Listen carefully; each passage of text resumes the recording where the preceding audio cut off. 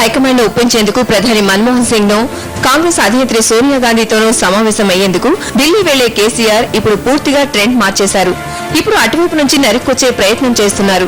అదే విషయం ఇవాళ లోక్సభలో క్లియర్ గా అర్థమైపోయింది.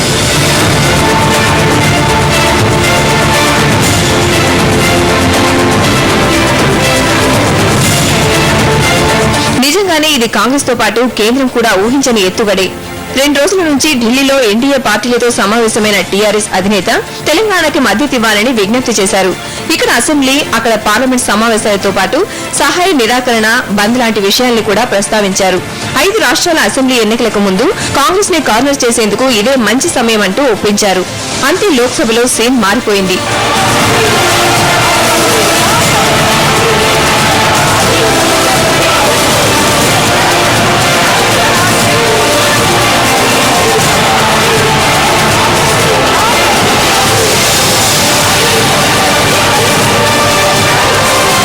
దాని ఎఫెక్టే ఈ నిరసన.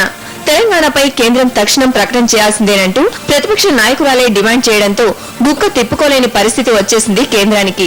దానికి తోడు కాంగ్రెస్ తెలంగాణ ఎంపీలు కూడా కేసీఆర్ అండ్ కోతో గొంతు కలిపేసరికి కాంగ్రెస్ హైకమాండ్ కి ఇప్పుడు ఎటూ చెప్పుకోలేని పరిస్థితి. तेलंगाना में कुछ नहीं चल रहा, अगर चल रहा है तो रबड़ की गोलियां चल रही है, चल रहा है तो आंसू के गोले चल रहे हैं। अध्यक्ष जी, सभाध्यक्ष जी, मैं एक बात कहती हूँ, प्रधानमंत्री जी बैठे, उपाध्यक्ष जी, मैं केवल एक बात कहती हूँ, ये मामला अभी के अभी सुलझ सकता है, ये मामला अभी के अभी सुलझ सकता है, जलता हुआ तेलंगाना अभी बुझ सकता है, इतना बड़ा प्रदर्शन समाप्त हो सकता है अगर प्रधानमंत्री जी एक बात कह दें कि हम इस सत्र में तेलंगाना निर्माण का बिल लेकर आएंगे। और मैं अपनी ओर से विपक्षी दल की ओर से यह आश्वासन देती हूँ, जिस दिन ये बिल लेकर आएंगे हम पूरी की पूरी भारतीय जनता पार्टी के लोग यहाँ झुका दूंगी मैं, और हम अपने समर्थन से उस बिल को पारित करवाएंगे।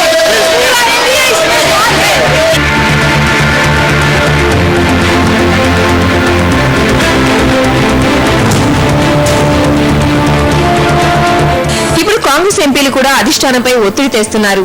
తెలంగాణపై ఏదో ఒక ప్రకటన చేయకపోతే రాజకీయంగా దెబ్బతింటామంటూ ఆందోళన అంతా చెప్పుకుంటున్నారు. అవసరమైతే రాజీనామాలకు కూడా సిద్ధమనడం ఇక్కడ మరో హైలైట్. బడ్జెట్ సమావేశాలు ఇంకా 42 రోజులు సాగాల్సి ఉంది. అంటే నిలదీసేందుకు, కాంగ్రెస్ ను ప్రశ్నించేందుకు ఇంకా చాలా సమయం ఉంది. అందుకే ఇప్పుడు ఏదో ఒక మాట చెప్పి తీరాల్సిన పరిస్థితిలో పడింది కేంద్రం. మరి ఏం చేస్తుంది? స్పెక్ట్రమ్ జేపీసీ లాగే ఇప్పుడు కూడా విపక్షం ఒత్తిడికి తలగ్గుతుందా? చూడాలి.